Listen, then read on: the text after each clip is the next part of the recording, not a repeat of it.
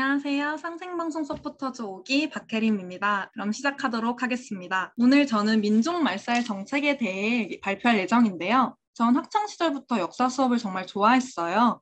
그러나 대학교에 와서 역사학에 대해 제대로 공부하려고 마음을 먹자 공부 자체에 도움을 받을 사람도 너무 한정적이고 혼자서 해결해 나가기 힘들더라고요. 그래서 상생방송 서포터즈를 통해 여러분들과 역사와 한류에 대해 교류해가고 콘텐츠 제작을 하며 저의 의견과 지식을 함께 나눠볼 시간을 가지게 돼서 너무 기쁩니다. 그럼 이제 저의 주제인 민족말살 정책에 대한 콘텐츠를 발표하도록 하겠습니다. 일제감정기 뼈아픈 역사. 일제강점기라는 말 다들 들어보셨을 거예요. 일본은 조선을 영원히 지배하기 위해 황국 식민화 정책과 병창 기지화 정책을 펼치며 민족말살 정책을 펼쳤는데요. 이 시기에 우리에게 잘 알려지진 않았지만 독립자금 조달의 역할을 자처하고 민족 정신을 이어가려고 노력한 보청규라는 단체가 있었습니다. 이런 보청규에 대해 알아보는 시간을 가지려고 해요. 먼저 민족말살 정책 그 실체에 대해서 여러분들께 가볍게 알려드리고 싶습니다. 민족말살 정책의 목적은 우리 민족의 민족성 말살이었고요. 내선 일치론이라는 의견을 주장했어요. 한국인과 일본인은 하나라는 주장이었고 통제의 정책을 했는데 언론에서는 조선일보, 동아일보 등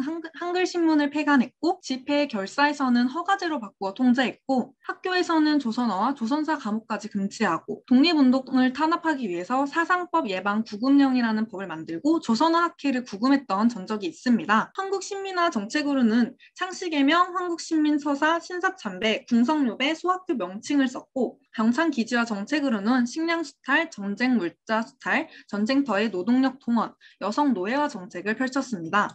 이분은 조선 총독부 3대 총독인 사이토 마코토라는 분입니다. 이분이 남긴 말이 있어요. 먼저 조선 사람들로 하여금 자신의 역사와 전통을 알지 못하게 만듦으로써 민족혼, 민족문화를 잃게 하고 조선인의 조상과 선인의 무의, 무능, 악행을 들춰내어 가르침으로써 조선 청소년이 부조를 멸시하도록 만들고 결과로 조선 청소년들이 자국의 인물과 사적에 대하여 부정적인 생각을 갖게 하여 이것이 조선인을 반일본인으로 만드는 요결이다. 라는 유명한 말을 남겼습니다. 이 말에서도 알 수 있다시피 일제강점기 시대에 식민 권력들은 우리 조선을 통제하기 위해서 다양한 생각들과 사상을 나갔다는 것을 알 수 있습니다. 조선의 독립의지는 꺾이지 않는다. 다들 많이 생각해봤고 들어봤을 법한 문장이라고 생각합니다. 이 의지를 굉장히 잘 계승하고 있는 보청규를 이제 본격적으로 알아보도록 할게요. 그 전에 독립운동가 김구 선생님이 1945년 11월 23일 김포비행장에서 정읍 보청교에 많은 빚을 졌다라는 말을 남기셨어요. 이 말을 남긴 이유를 추측해 보건대 아무래도 정읍 보청교가 독립운동에 많은 도움을 줬기 때문에 그 고마움을 이렇게 표현하신 것 같다는 의견이 있습니다. 그럼 보청교에 대해서 설명해 보도록 할게요. 보청교를 처음 들어본다고요?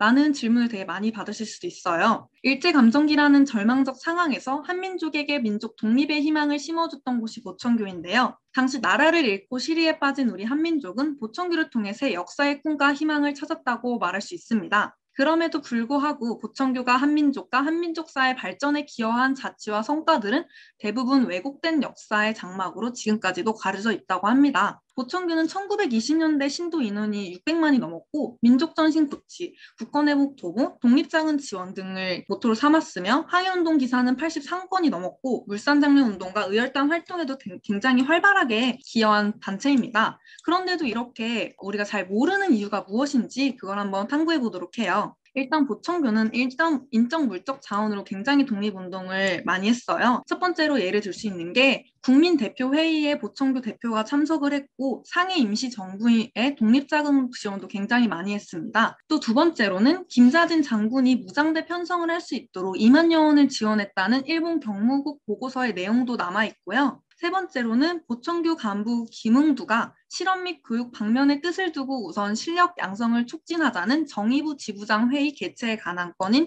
문서가 남아있다고 해요. 이렇듯 많은 독립운동을 한 보청교가 일제가 찍은 낙인이라는 유사종교라는 오명을 얻은 이유가 무엇인지 굉장히 궁금해지지 않나요? 일제에 의해 철저히 해체되고 잊혀진 보청교. 왜일까? 한번 말해보도록 할게요. 식민 권력이 가장 고심한 것 중에 하나가 조선의 민족 문제였습니다. 그런데 일제가 낙인 찍은 민족단체들은 한민족의 자존감과 자주의식을 고취하면서 민족 문제와 연결되기 쉬운 단체들이었어요. 그래서 민족 종교는 이러한 시대적 전환기에 민족애와 조선 고유의 전통을 강조함으로써 민중들의 마음을 붙잡고 절망하던 사람들의 마음에 희망을 주기에 충분했습니다. 그 중에서 독립운동의 인적, 물적 자원을 지원하는 보청교는 굉장히 눈엣 가시였고 일제는 회유책과 동시에 종교 탄압을 계속 진행한 전적이 있습니다. 그래서 저는 보청교의 의미를 우리가 기억해야 된다고 생각을 해요. 이런 일제 왜곡 때문에 그 결과 오늘날 우리의 역사와 문화 정신을 간직하고 지키고자 했던 민족 종교 단체들은